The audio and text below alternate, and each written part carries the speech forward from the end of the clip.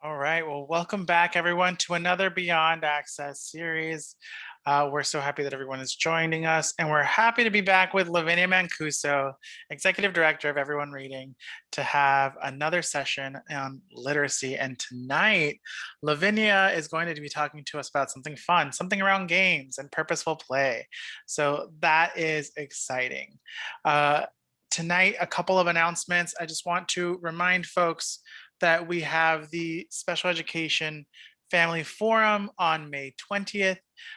Please sign up and register, share with your friends. I'm going to drop a link into the chat, so if you haven't done so already, please register. Also, we have some additional sessions happening next week with the Office of Youth and, sorry, I think it's the Office of Safety and Youth Development. Can't remember all of my DOE acronyms. So please check those out. We're also going to be taking your questions throughout the day, throughout the presentation, in using the Q&A function. So please, if you have questions, click on the Q&A function and type in your question. Unfortunately, we cannot unmute you. I see folks raise their hands. We will not be able to unmute you so you can ask your questions. So please type those in the chat. I'm going to copy and paste the language lines in the chat at multiple times throughout the presentation. So if you missed the number, no worries.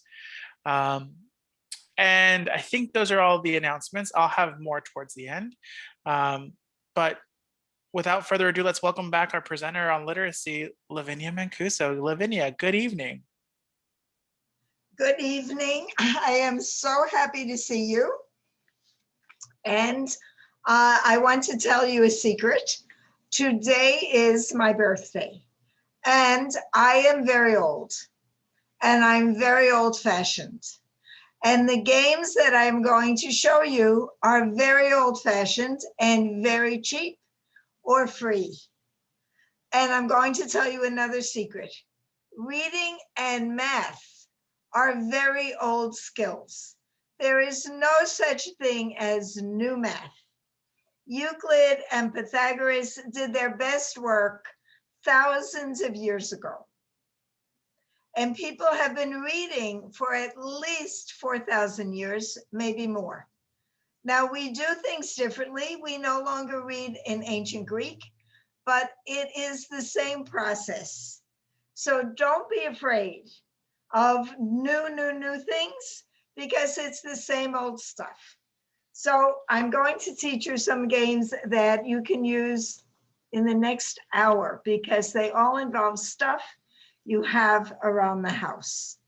Lavinia, I just want to jump in and say you're getting some happy birthday wishes in the Q&A. and also, how dare you keep that a secret from us? Happy birthday, Lavinia. Thank you. Someone told me that with the pandemic, I don't have to claim this birthday. I can have a gap year. We can get to, it doesn't count. It doesn't count. Trust, right. I subscribe to that as well. So I'm going to share my screen and kind of chug along from there. And let me see if it's working. I do slideshow from the beginning. Success. Can you see it? Yeah. The way it's supposed to be? What? Yes. Yes, we see it. Okay. All right, last session was cracking the code of English. And this session is games and purposeful play.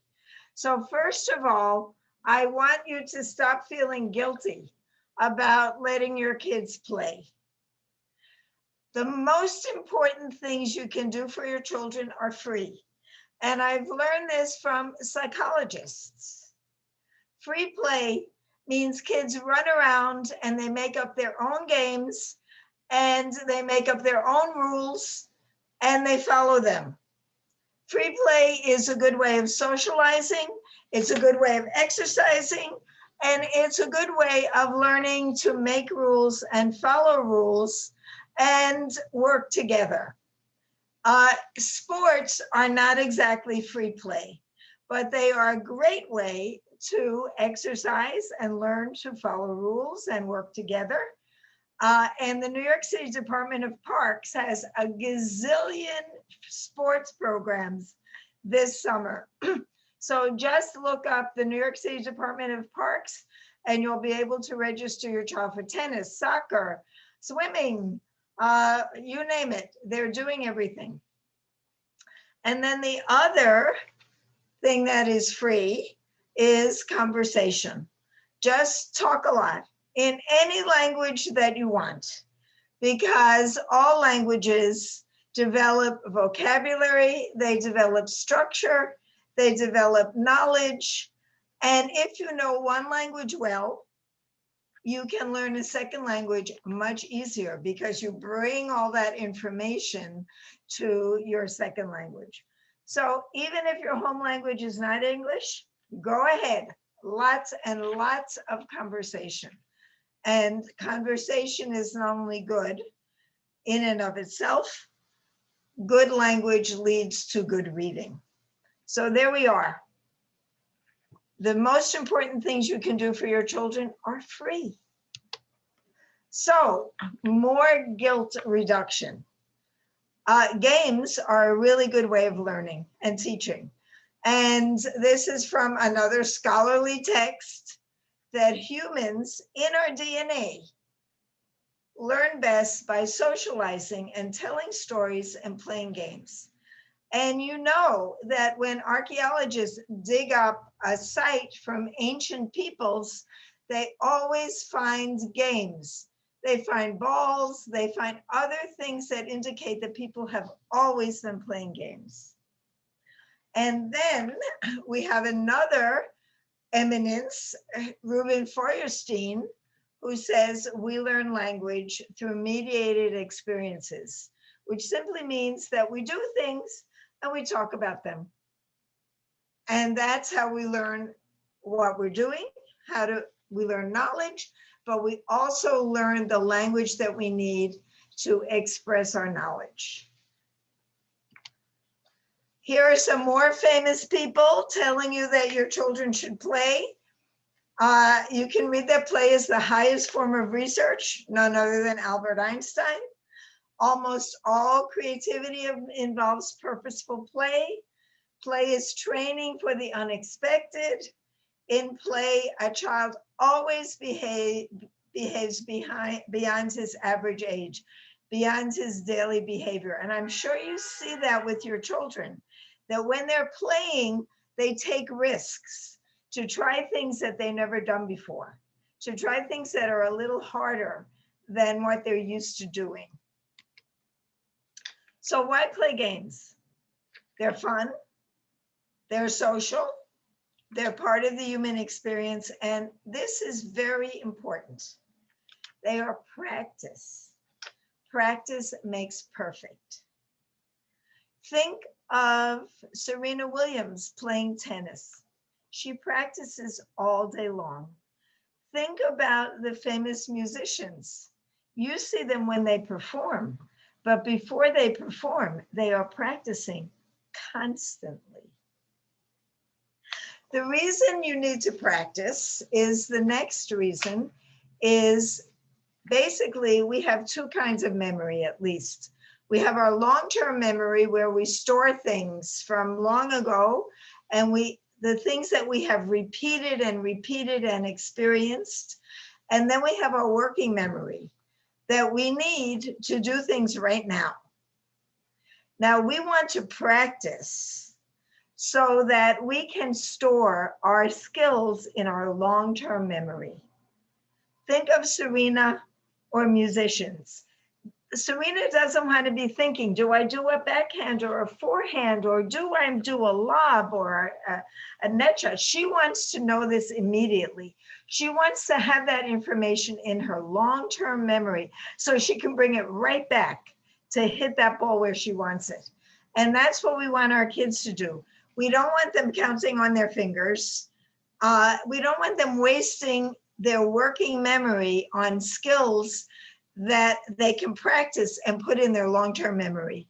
We don't want kids sounding out words. If we can teach them to do that and practice it and put it in their long-term memory so that it's available right now.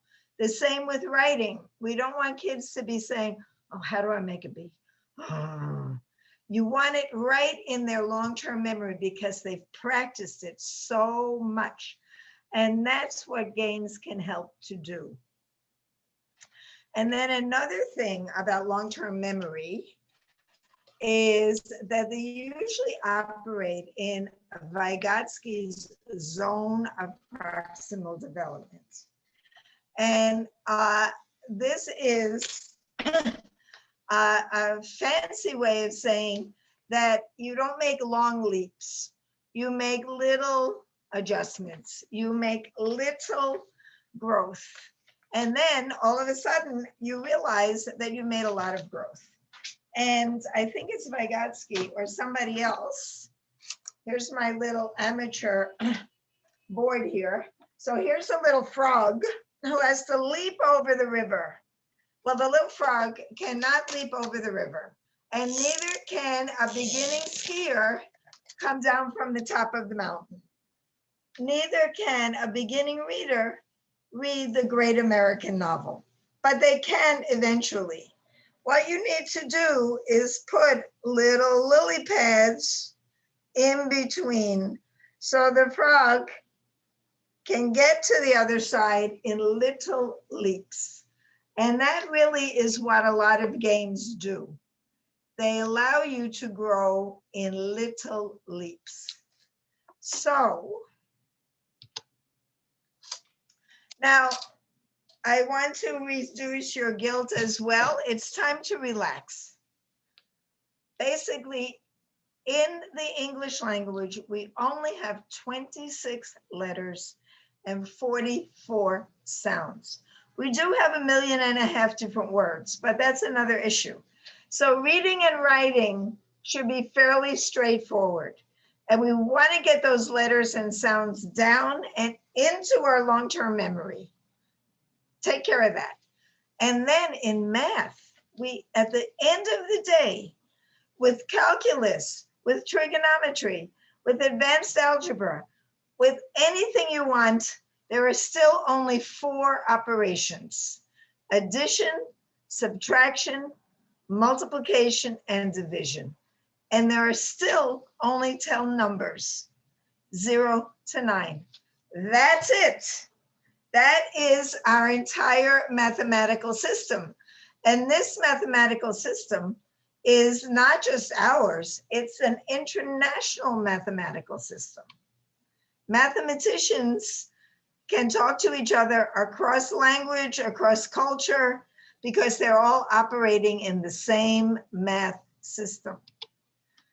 Anyway, this is what you should be looking for in good games.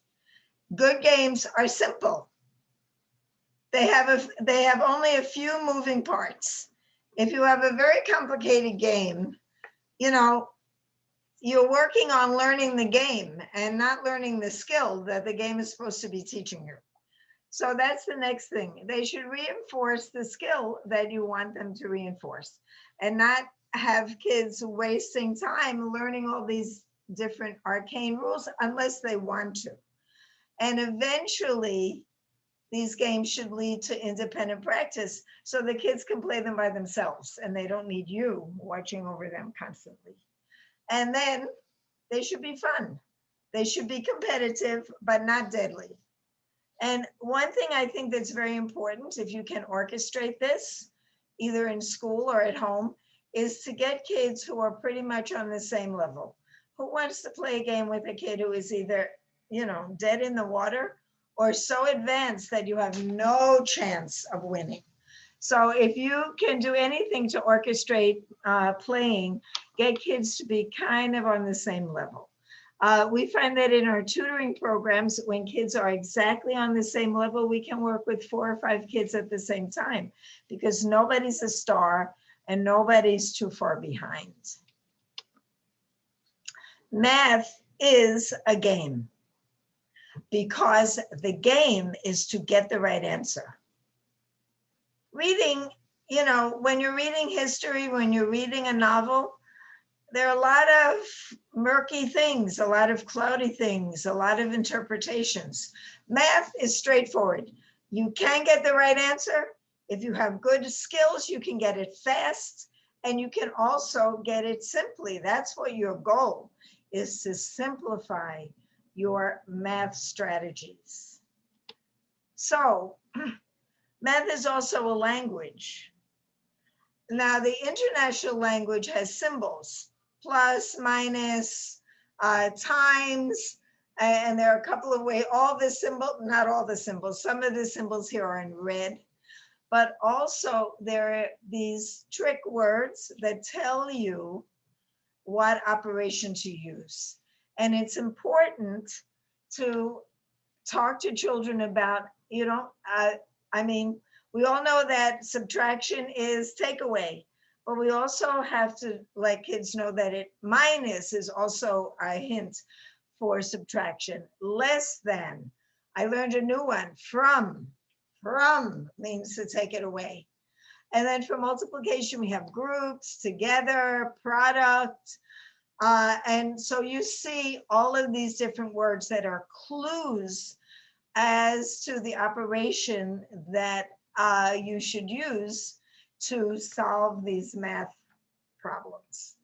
So here are some math games that I suggest you want to play with your children. First of all, people who have good basic computation skills are faster than the calculator. If I say to you 9 times 3, you'll probably say 27.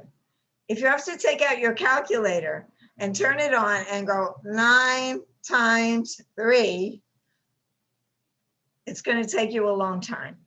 So one game you can play with your kids is see if they can beat the calculator on basic skills. Now, I want to talk to you. People always say drill and kill. No. Drill can be boring, but we can make it fun. And also the great Anita Archer says that there are no known fatalities caused by learning the times table. Learning basic math facts is a wonderful thing. You store them in your long-term memory and you can retrieve them quickly. So if your kids know their basic facts, a good thing to do is show them that they can beat the calculator.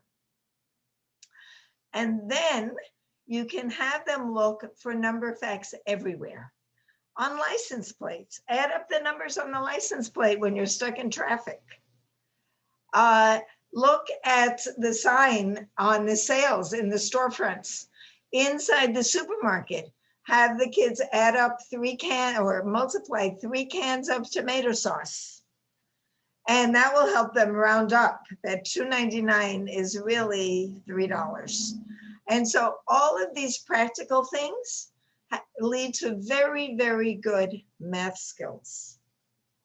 And so another thing that is a simple game, and I'm going to play it with Jose, my student, is that you can count and then stop and ask your child to fill in the next number. So Jose, are you there?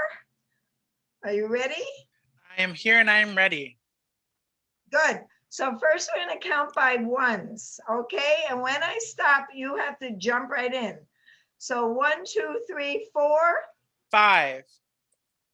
6, 7, 8. 9.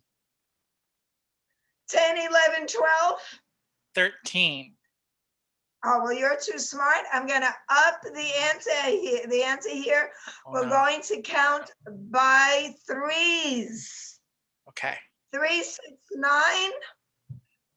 12. 15, 18. 21.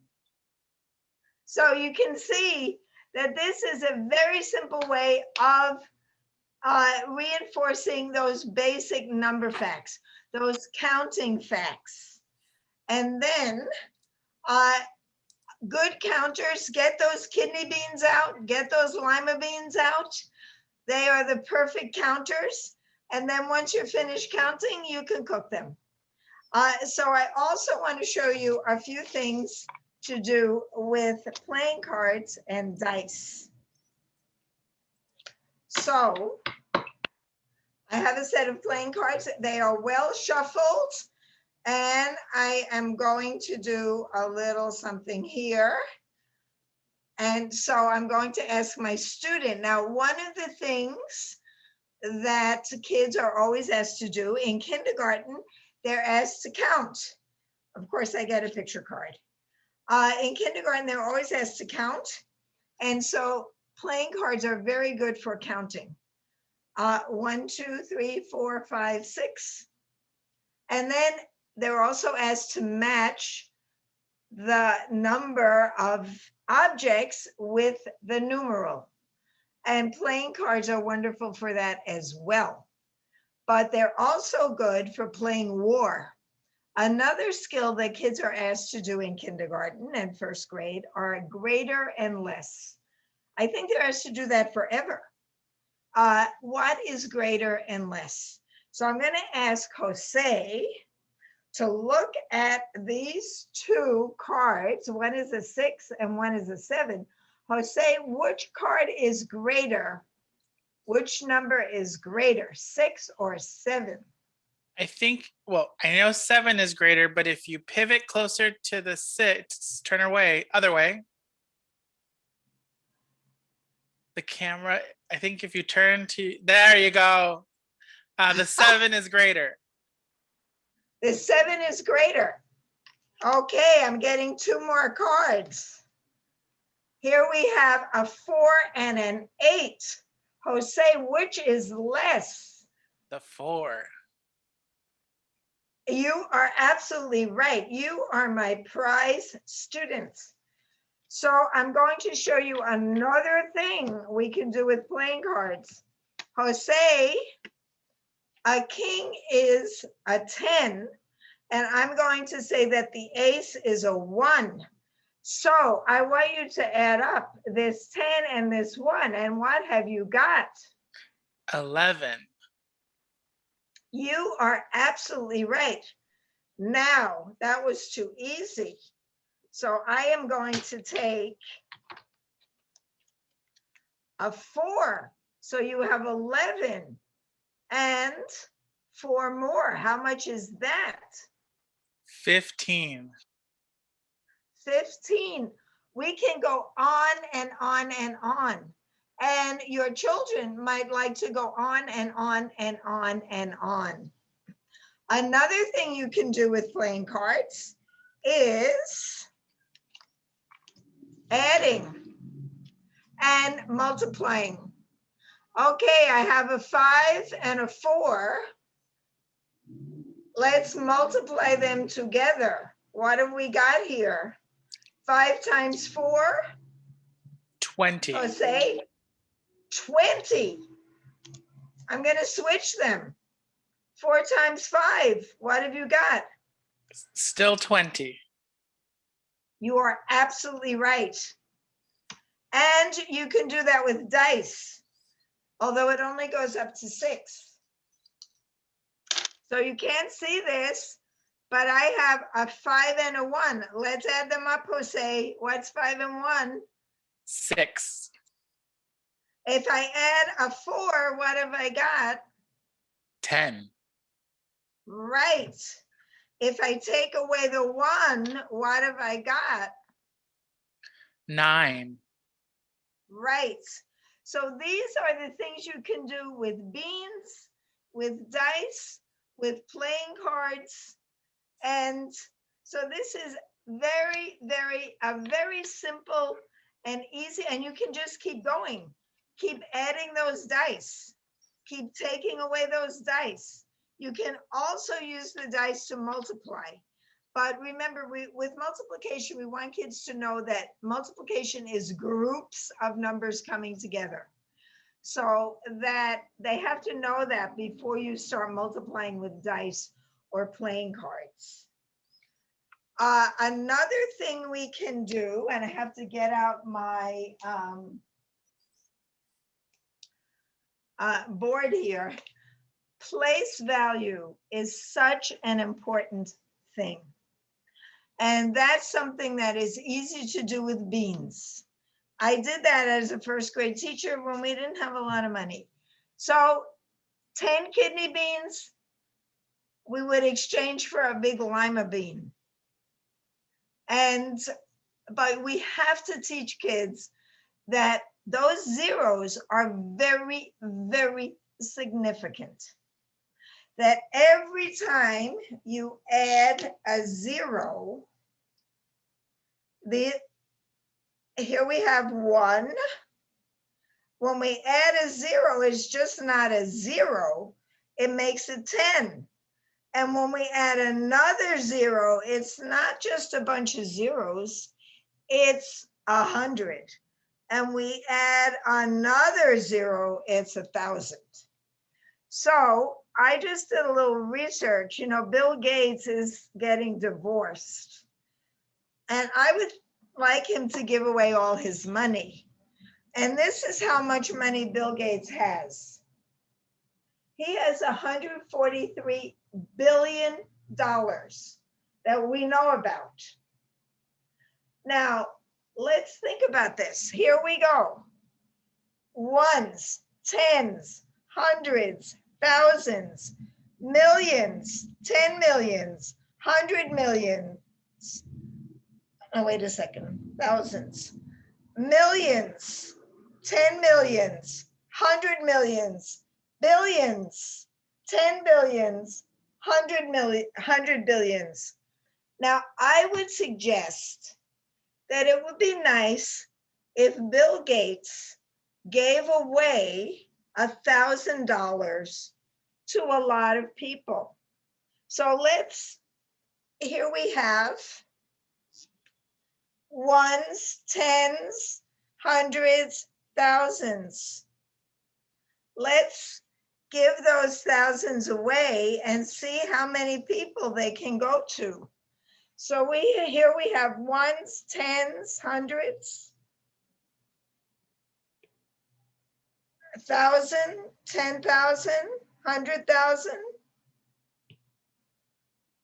million, 10 million. So it looks as if Bill Gates wanted to give a lot of people $1,000, he could give $1,000 to 13,400,000 people. And that's what we have to teach children about. We have to develop a number sense. $134 billion isn't just 134 plus a bunch of zeros. It is a lot of money. And when we divide it up, just think if he wanted to give everyone a $100 bicycle, he could give it to 134 million people. So it's good to get kids to think about that. Like, what could you do with $1? What can you do with $10? What can you do with $100? So it's not just the zeros. It's a meaningful number. That's number sense. So you know in your heart that something is right and something is not right. We want that to happen when they look at numbers and have that feeling something is not right here when they do it. Now, I wanted to talk to you about variables.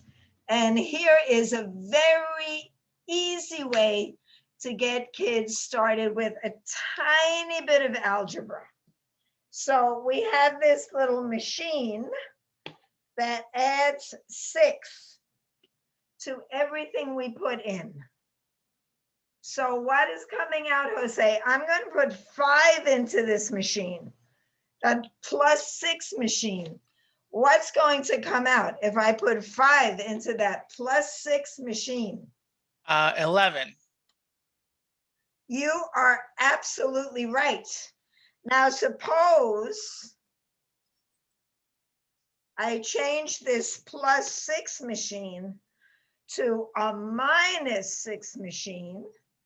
and put 7 in, what's going to come out? 1. 1. So that's how you tell kids a little bit about variables. That you put a number in, you change it in some way, and it comes out in a different way. Now, I want to recommend, I don't suggest buying things, but I do think that a dry erase board is a good investment, because if you get a wrong answer, you just make it disappear.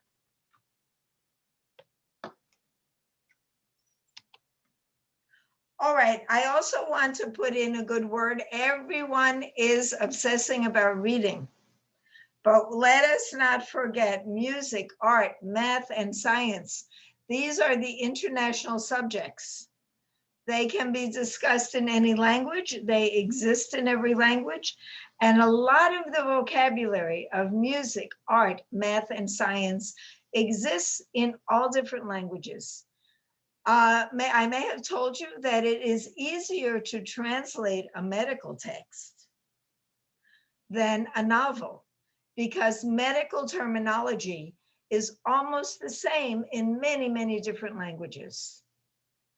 So we want to have kids have experiences with all of these different things. Math and science, cooking is chemistry, sports are physics, arcs and torques and speeds,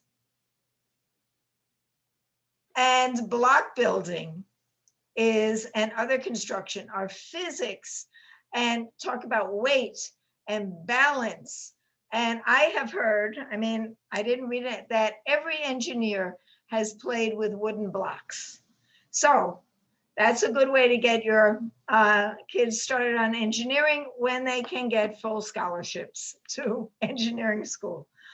Another thing that's very important for scientists and artists and athletes and engineers is being able to observe, noticing things and talking about them.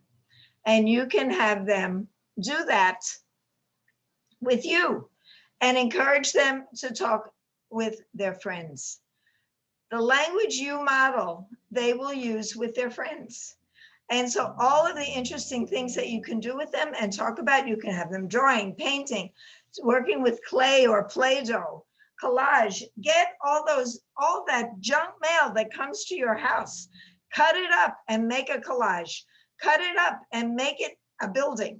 Just all of those skills are very important. Cutting and pasting and folding. They not only allow for creativity, they develop small motor skills. And then reading games.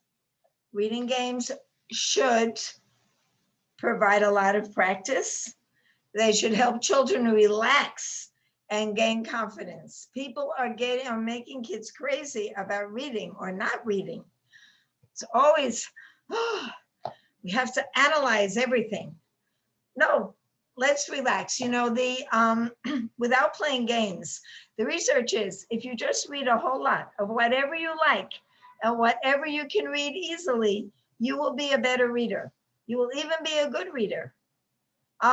Just reading a lot, eyes on the text. Also, if you read a lot, there is a side benefit that you see so much text that you become a good speller, you become a good writer, and you know where the punctuation is because you keep seeing these patterns over and over again. So reading games should be fun as well. You can find all of these things on the internet. My caution is that you make sure they're easy to use and they're not too hard or too easy. And really that is the secret. They should be just right. And a Vygotskian thing, they should just be a tiny bit harder. So a lot of ways to develop fluency, speaking fluency and reading fluency is just a lot of practice. We talked about this a while ago, songs, poems, nursery rhymes, tongue twisters, chants, hip hop. Hip hop is a celebration of the spoken word. And it is so repetitive. and so engaging that please encourage your kids to say those chants, clean them up a bit, but encourage them to do that. And I have heard, and this is research-based, that a lot of teenage boys like to read novels in verse, and they exist. Kwame Alexander is one of the biggest writers because they sound like hip hop. So think about that. And so read a lot of anything. And then I always tell people to do this, put the captions on your television in the language that is being spoken, because the connection between the language on the screen and the language in the captions should match. Now, if you don't understand the language on the screen, obviously you have to put the language in the captions in a language that you understand. But if you understand the language that's being spoken, put the captions in that language. All right, so we can play tic-tac-toe with words. We can play bingo with words. We can just cut a piece of newspaper, and if your kid is having trouble identifying B's or D's or TH's, just say, here, take a red pen and circle every time you see a B, nothing else. Or every time you see a D, or if you want them to find the word the, or and, or anything that's easy to find, just take a piece of newspaper, give your kid a pen or a pen because pencil doesn't show up so well, and say, find all the B's. That's it. That's today's assignment. And then crossword puzzles, you can get in books, you can get on the internet, but they have to be close in a level to what your kid can do. A little bit harder, or just on the level, and then get a little bit harder. And word ladders, I'm going to show you. And charades and 20 questions, I'm sure you know how to play. So here is a tic-tac-toe. So a lot of kids have problems with these W words, like what and went. And so instead of playing tic-tac-toe with X's and zeros, you can play tic-tac-toe with words that kids are having trouble with. You take one of them, and your child takes one of them, and you write it in the boxes, and the rules, the tic-tac-toe rules apply. Here is a bingo that I made up for kids who were having trouble distinguishing between their B's and their D's. And so I had a little envelope, and I would pull the words out, and they would have to find them. Now, I was too lazy to make up different bingo sheets for all the different kids. So I just had them have a race. The one who could find it first got the bingo. So you can see that if you look at these, this is not so easy if you're having trouble with B's and D's. And the kids love it. Also, I mean, I'm not a big fan of cheating, but in certain cases with games, why not? So if a kid says, hey, you found Bud, I couldn't find it. Let me see where you found it. That's good too. We want kids to learn. And then, I don't know how much time I have. Oh, I do. This I learned at a museum, and it's a good way to get kids seeing and doing things. But before I start with that, I started to talk to you about all the things you can do with stuff around the house, like paper. Think about all the things you can do with paper. You can crumple paper. You can make flowers out of paper. You can stir paper. You can fold paper. You can fringe paper. That's what my bangs used to look like. This is what they look like now. And you can curl paper. You can curl paper. Look at what you can do with the coffee filter. You can make a skirt. You can make a hat. You can make all kinds. I am not creative, but you would be amazed what children can do with the simplest objects. Here I have a box. I have this plastic stuff. I have that other plastic stuff. Think about what you could do with this box, right? You could make a house, and you could cut out all these furnishings from junk mail and put it in your house.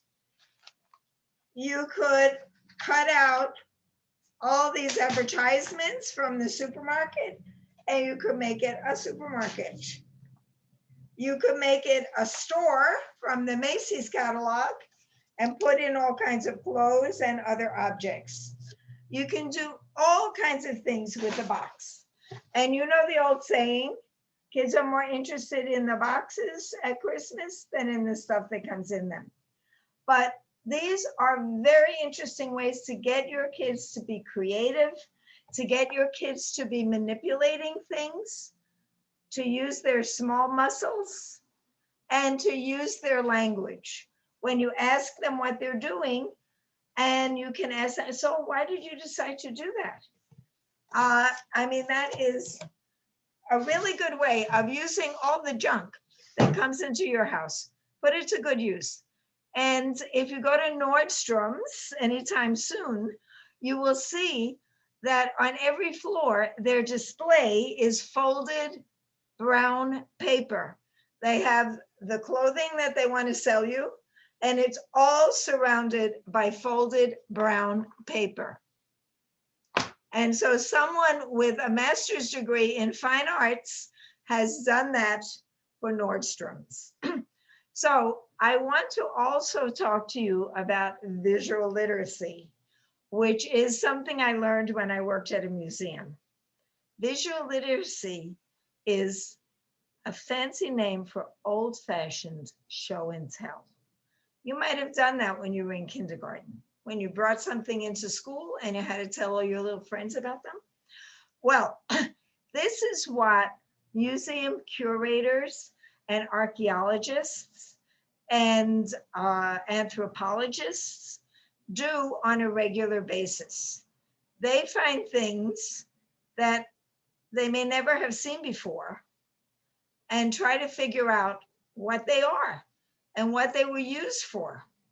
So if you have something handy, like your cell phone or a pencil or something, hold it up and look at it. Now, I took this off the piano, and I don't know whether you can see this, but if an archaeologist were to dig this up 1,000 years from now, what would they make of it?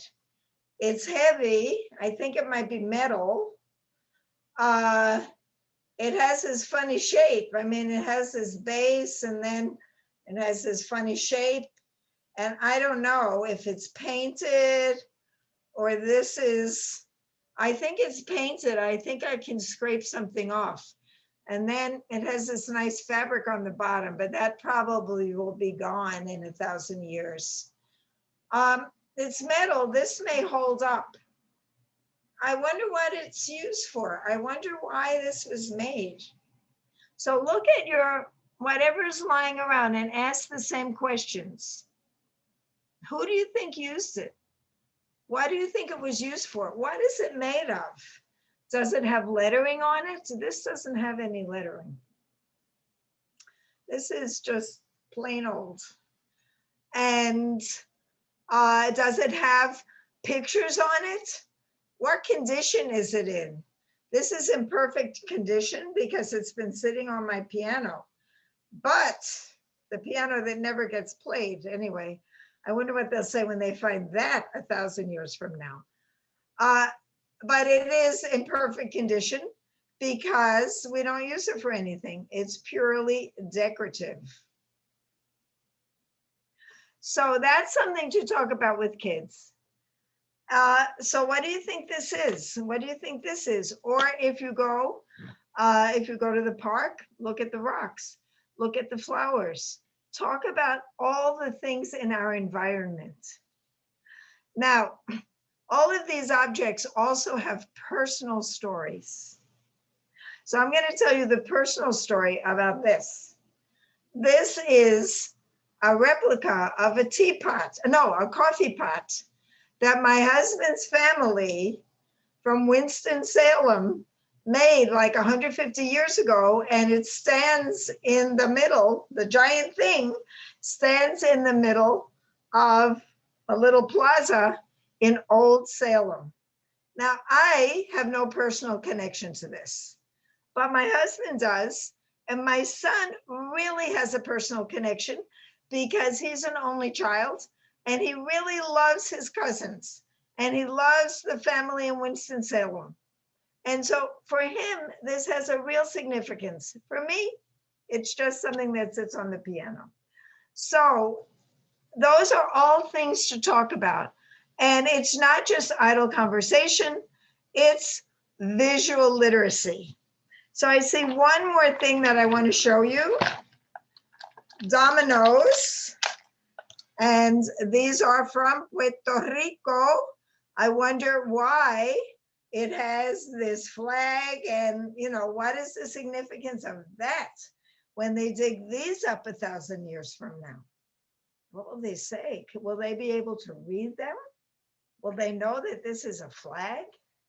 And this is some sort of very fancy kind of heavy plastic. Anyway, dominoes, playing dominoes is a great way to develop math skills, but even if you don't want to follow the rules, just adding up the dominoes and adding up the dots is a wonderful way of teaching addition. And if you take things away, teaching subtraction. So I think I am running out of time. If there are any questions, let me know. Jose, do we have any questions? I'm not seeing any questions, but I'm going to give it a couple of minutes for folks to drop their questions into the chat. And in the meantime, while folks do that, I'm sorry, not the chat, the Q&A, as folks drop their questions in the Q&A, I'm going to take a moment and share a little bit about the family forum. So we'll come right back to you, Lavinia, as soon as we get some questions in the Q&A. So I'm going to share my screen with all of you, and we're going to go through the Special Education Family Forum that is happening on May 20th. So the Family Forum, here's the link. I'm dropping this into the chat so you all have access to it. It is available in English and English, Chinese, and Spanish. Copy this, make sure I get added, and you should all see in the chat the link to the site. The thing that I want you all to know is if you click on this agenda tab and hit and select agenda, you'll be able to see all of the sessions that we're planning for this day. We have 3 tracks. We have the intro to special education track. So this is for anyone who is new to special education or is learning or is interested. We have 3 workshops that is sessions specifically for folks in the intro level. We have the IEP process, the special education continuum of services, and what are related services. Then we have the toolkit building track. We have the ask and share, preparing for IEP meetings. We have promoting positive behaviors at all ages. And then we have summer supports and community resources. So if you have questions about Summer Rising or Chapter 683 or extended school year, you're going to want to join us for this session. The last track is a discussion panel track, and the first one is transitioning into adult life, and we're going to be talking to folks who support kids transition into adults, from the DOE side, from from different agencies and of course from higher education. The second panel is getting supports, resources, and advocates. So we're going to sit down with some of our partners outside of the DOE to talk about the different avenues of supports families have available to them. And the final discussion panel is getting involved, lessons learned by parent leaders. This is going to be a group of parent leaders in CEC structures sharing their experiences as not only parents with a child with an IEP, but parents who are part of councils and leadership structures.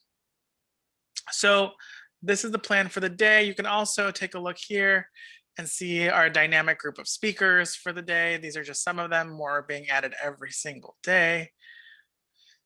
But I wanted to share that with you all. So if you are available for some or all, also I want to make sure to share that like while we have these tracks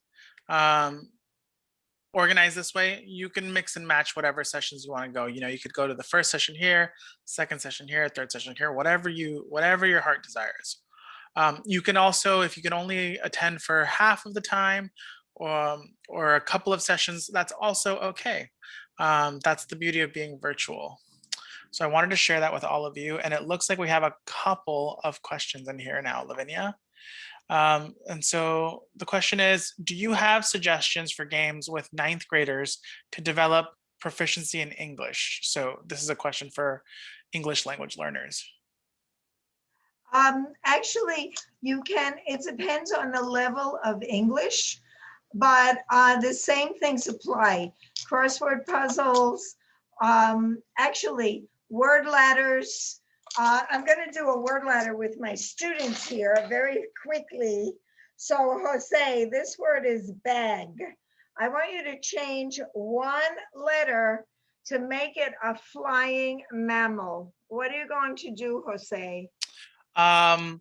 Change the G to a T. Oh my goodness, Jose is such a smart student. Bat. Now, Jose, I want you to change one letter and make a word that means not thin.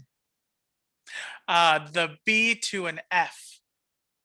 Oh, wow. And you can go on and on. These are all on the internet. Just look up word ladders and find the ones that are right for your students because it combines spelling and vocabulary and definitions. And they're all different levels. You really want to find the right level. That's the most important thing. That all of the games will work if they are, think about Vygotsky, just a little bit harder than where your child is. I think that some of the things that you shared with us, Lavinia, as well, work even for families who have limited English proficiency. And I'm thinking an exercise that my grandmother could probably sit me down and do is she could do that newspaper exercise and ask me to circle all the B's because she doesn't need to know, you know, what the article is about. She just needs to know what a B looks like. Right. And if your student does not use a Roman alphabet, that is a very good exercise, even for high school kids. I am watching a television show that is in Hebrew, and all the credits are in Hebrew. I cannot make any sense of that. And so if someone asked me to find a Hebrew letter, I would really have to look very hard. I mean, if you're operating in a different alphabet, that is a very good exercise, simple as it is. Well, thank you again, Lavinia, for another wonderful night and a great session. Folks, for those of you who know, at the end of every session, you're going to get an email tomorrow with 4 things right now. The things are going to be the link to the recording of this session, so you can share that out with folks. You're going to get a link to the survey for this session, so please fill that out. And then you're going to get the link to the next session, so you can register.